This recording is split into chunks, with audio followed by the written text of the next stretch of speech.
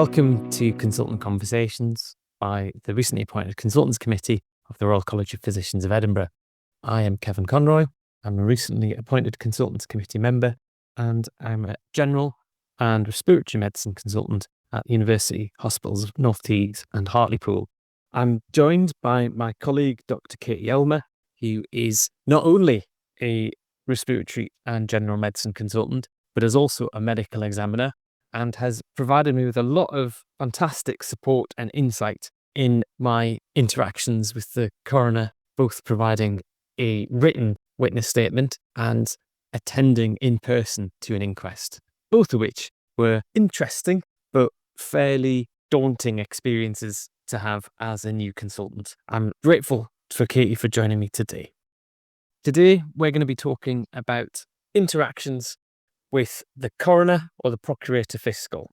So Katie, I'm really grateful for the help that you've provided to me over the years that I've been a consultant in what can actually be quite a daunting process. As we've said many a time, having that first message that you've got to provide a witness statement to the coroner, or indeed that first time they get called in person as a witness, can be pretty daunting to say the least. And I'm very grateful for the help that you've provided to me over the years, even just handling and slowing down that new and inexperienced consultant to tell them, actually, this doesn't mean you've done anything wrong. This just means some more information might be required, or even it's got nothing to do at all with what you've done, and it's an industrial cause of death that the coroner's opened an inquest for. I was hoping to see if we could share your expertise with the wider consultants group out there that hopefully are tuning in regularly to these podcasts that we're doing. A few questions then, Kate, if you don't mind, just as a start for 10. Could you just tell us, what is the coroner? What's their role? Who are they? I am very happy to share what knowledge I've got and what experience I've got. And I think you're absolutely right. The first time it happens and you're asked to either give a statement or attend, it can be quite a stressful and scary experience. So having some knowledge beforehand is a good idea. So to your first question, what is the coroner? So the coroner is someone who investigates causes and circumstances of death. So there are certain situations where a death has to be investigated, and that's done via the coroner's court. So overall, I would say it's if there is an unnatural or violent death. So the violent death is straightforward. A death secondary to violence needs to be investigated, and that's done initially by the coroner or indeed sometimes by the police as well. Then we also have an unnatural death, and that's actually a more broad category. So any unnatural death, as you said before, could be occupational related. So it could be due to exposures, or it could be due to an accident, maybe sometimes an accident that happens 20 years or 30 years or in childhood. So for instance, a road traffic accident that leads to a paraplegia, and that paraplegia is related to your death, would then still be an unnatural death many, many years later. So that one is a fairly straightforward one. You then have deaths to do with alcohol or substance misuse. Neglect can be part of that. Neglect tends to not be specifically all by itself, but it contributes to a patient who has other conditions maybe. And then I guess if you carry on with that, the whole other group of deaths that always have to be investigated if a death occurs in custody. So custody would include involved with the police, prison service. What actually is an inquest? We know what the coroner is. What is the inquest precisely? The inquest procedure, they often break it down to 4 questions, and you can understand why we would be involved. Who? So they have to confirm the person, how a person died, when they died, and then the most important question, and the one we tend to answer, is why they died. And that's often why further information is needed from the medical team. It's not about blame, but it is inquisitorial. So they will be questioning and trying to seek the answers to those questions. You said it's inquisitorial and it's about establishing why that person's died, but is there any legal power that the coroner has? It's a court, and so the inquest process is a judicial one. So there's not a jury there, there's the coroner and the family members usually, and anyone who's giving evidence. But it's a judicial process, so the coroner has the right to call you to coroner's court or to call you for a statement, and you are obliged to give that statement and attend as necessary if they wish you to do so. And they do have the right to summons you, and they do have the right to imprison you if you refuse to do so. They very, very rarely do that, but they do have that right. Okay. Do they have any powers to compel something to change after the inquest or anything like that? Yeah, so they do. So depending on the outcome of the inquest, they'll give various results. If they feel that there is something that needs to change, and in your statement and explanation that change has not already been put in place, or there's maybe barriers for that change to be put in place, then they can issue Section 28. And I know that the Scottish Procurator Fiscal can also do that as well. They can enforce it. And for instance, in the acute setting, because I'm a hospital doctor, they can issue that enforcement and the hospital trust is obliged to respond. Right. Already feel myself getting nervous just thinking about all of this. My heart goes out to anyone who's having to deal with writing a statement for the first time. But my hope is that the rest of this podcast will give you the power to focus your mind, calm your nerves, and come out with a good witness statement. I guess the first question, just to nip this in the bud, Katie, if we could, do I need to tell the GMC if I've been called as a witness? So the answer to that is no. You don't need to call the GMC. The investigation of someone's death is exploring things. It's not you on trial. It's you representing, as the senior member of the medical team, the situation and the trust. So the GMC encourages you strongly to be involved in this process. And it's part of your duty as a doctor to do so. But you don't need to inform them, and there isn't a necessity to do that just because you've been called as a witness or to give a statement. If, as an outcome of the investigation, there is a concern about a specific thing that you personally may have done, then at that point you should inform the GMC. But that's a very, very rare outcome of this type of investigation. Okay, so I don't have to tell them unless I'm specifically criticised during the inquest, but I do have a legal obligation to execute my involvement. So if I'm called as a witness, I have to be part of that. And I also have a duty as a doctor to do that. Remembering all those years ago, the first time I was asked to write a witness statement, where do I start? Well, this is the important bit. The way you write the statement and how much you include in the statement affects the quality of that statement, the understanding of the participants, and actually affects things like whether you'll be called to speak as well. So the statement needs to be an overview of the care of that patient and the issues. When a coroner first asks for statements, it's usually just one from the supervising consultant, whether that be a newly appointed junior consultant or someone who's been there for a while. So what you would then do is review the case. The majority will be taken from the documentation. You'll often find that statements are about deaths that may have happened over a year ago, so your recollection will be hazy. So you should try and base the majority of this statement on your factual knowledge that you take from the documentation. You may have some recollection, but you must ensure that you state that that's from your memory, because the way we remember things can change quite a lot. So the statement is a review of the care. You have to remember that that statement is being given to the coroner, who's not medically trained.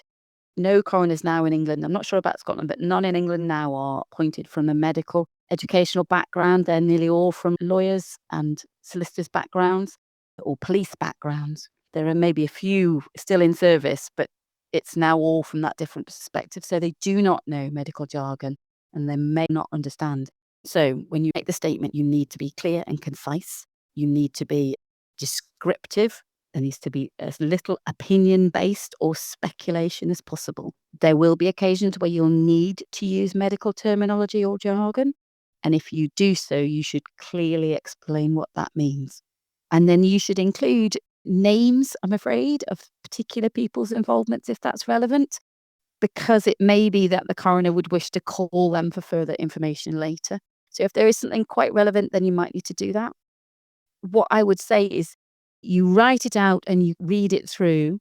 You can then discuss it with a colleague and you can discuss it with the support service in the hospital.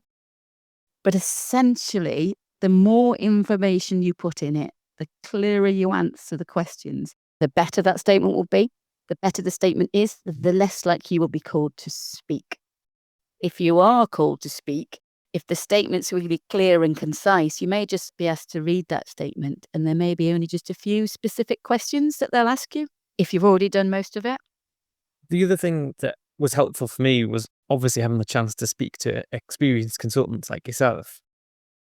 Apart from the things you've said, is there any a template or anything that we could use? So it will be different from trust to trust, but the majority of trusts have a coroner's liaison who will be the person who passes on the need for the statement to you, and they will introduce themselves to you. They will let you know what the questions are, because the coroner, when they request statements, will request either an overview or request very specific areas that they want answers to. So they will share that with you. The coroners also give a bundle, so they'll give other information that they've got that will be available to you. So most trusts have a pro forma that you would then fill in. It's quite clear and you can go through it. They will also guide you as to exactly what you should say and how you say it. And then once you've completed it, they'll have a conversation with you again. That's really helpful. So just to summarise, most trusts have a pro forma that you can follow. You've always got experienced colleagues to chat to. But the first thing I was going to say is, as you said earlier, being asked to provide a witness statement does not equate with wrongdoing. Inquests can be held for all kinds of reasons. It might have nothing to do with the care that you've provided. It might simply be because of a potential industrial cause or industrial related cause to this person's death. And even on the times when something has gone wrong, it might not be you personally who's done anything wrong, and you're simply there as the senior consultant providing that overview of the care. Just to summarise further, take time, as you said, because it can take up quite a lot of time reading through the notes and writing the statement. Don't speculate. Use the notes, and if you're using any personal recollections or memories, make it clear that you're doing so, and also avoid medical jargon. I think that's much of what you said, isn't it? The other thing here is that you're writing a statement for them to try and work out what happened, why it happened. And if something went wrong in the care, and that does happen, the statement is also to show what we thought went wrong and often what we've put in place to ensure that that doesn't happen again. So it's an answer to questions. Now, some of those questions might be if you have to attend, but if you've answered them in the statement, then you might not have to. Have to be aware that these statements are shared completely with the family, so they have a copy of your statement as well. So it's really, really important to have also had a view of the questions that the family might have and ensure that you've answered those questions very specifically. Okay, let's move it up a notch. I've been summoned in person to an inquest. Again, this is the first time I've done it. Where do you start? Well, you will have already provided, hopefully, a really clear and concise statement. So I would say we looked down numbers here just to try and answer this a bit. Maybe about a third of the time that you're asked to produce a statement will you actually have to attend. So if you've provided one, you won't always have to go, but occasionally you will. Before you go, you will be met again by the liaison. If it's a complicated or difficult problem that's happened, then they'll also arrange for you to speak to the legal service that's linked to the hospital. So they'll either have a face-to-face or a Teams conversation. They'll go through the statement with you. Now, if the trust doesn't think that's going to be a concern, then they may not offer that. But if you're really worried, you can request it and they'll arrange it regardless. And you can have a conversation with a legal representative and they can go through things with you. So it's really, really important for you to have gone through it all, to be happy with what you're saying, why you're saying it, and have those questions all available. So preparing is the most important thing. And the more you prepare, the more comfortable you will be. Having said that, it's still quite a distressing thing and it can be very scary. So you'll have to be aware that the liaison from the hospital will go with you and will stay with you the entire time. They will often have a break with you and support you through it. Then they will often meet up with you afterwards to make sure that you are okay. So you'll have someone there who is there for you, essentially, because they are not going to be talking or speaking at the court. Is it worth getting advice from personal indemnity service? So you can do that. So the trust is there to support you and will support you, But you're right, if you feel unsure about the process or you want an external opinion, then we've all got legal representatives through our indemnity. So you can speak to them and they'd be happy to speak to you about it, and they can go through things with you and support you if you feel you need that. You won't always need that, but maybe the first time you want to have a chat with them, that's the way to do it. How does the day go? What can you expect when you get there? So it is a court and it's set out like a court. There isn't a jury, there is just the coroner. The coroner will direct the whole situation. They will ask you to either swear on the Bible or affirm. They usually then ask you just to read your statement out. In some cases, they'll read it out for you. Then they will have specific questions based on that statement, if they want you to elaborate or if they want you to say what's happened now. They will ask some specific questions, or they may not if they're happy with your statement. They will then ask the family if they have specific questions, which you should have an idea of beforehand, as does the coroner. And then the coroner will guide that process and keep the family on track. So if the family start to ask questions that are not relevant to the investigation, the coroner will ask them to not.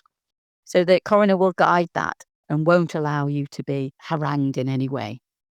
Once the coroner has spoken and the family have had their questions answered, the only other people who could ask questions would be other people who attend. So, for instance, if there was an issue with a care home or the ambulance service, they can attend, but they are not allowed to ask questions unless they attend with legal representative.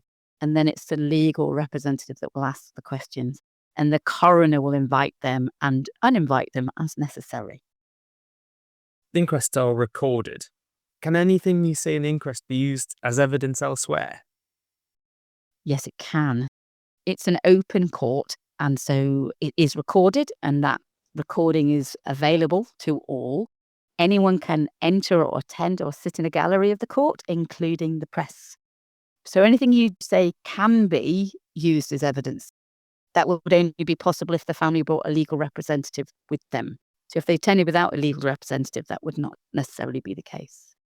So you just have to share what's happened and your opinion of what's happened and answer the questions clearly. If you do not know the answer to a question, or it's outside your realm of experience to speculate on an answer, then you shouldn't answer that question. Just to summarise, a lot of the same points for writing the statement are true, aren't they? It's about using the notes, not speculating, avoiding jargon, and trying to just provide your evidence or answer any particular questions. You could expect to get support from the liaison service within the trust and perhaps the trust solicitor. You can speak to your own medical protection society if you're part of one, and they can provide independent advice with you as the client rather than the trust as the client. As I understand, you can correct me if I'm wrong, your interest and the trust interests usually align, but there is the potential that there could be a conflict of interest or things simply not quite aligning. Very rare, but Yeah. potentially. And then the actual process, you would affirm or swear on a holy book. It would be recorded. You would read your statement into the evidence. You could be asked questions by the coroner, the family, or any other parties if they have legal representation. And then your evidence can be used as evidence in civil court. And also, because it's a public event, the press can attend if they think it's newsworthy and report on it. Is that right? That is correct. They can use your name as well. That's a quite scary element of it. The majority of these cases have no interest to the press at all. Sometimes they attend these just to see what's going on. But to be honest, they are so procedure driven, and the majority of them, the statements are already available. You're very aware if that's going to be a risk or not. Thank you very much, Katie. We're going to wrap up, but just to say the processes in England and Wales are very, very similar to dealing with the Procurator Fiscal. In Scotland, they're both inquisitorial processes. The main difference, as we were discussing earlier before the podcast, was that in England and Wales, you have the medical examiner service, and in Scotland, the doctors have to liaise directly with the Procurator Fiscal.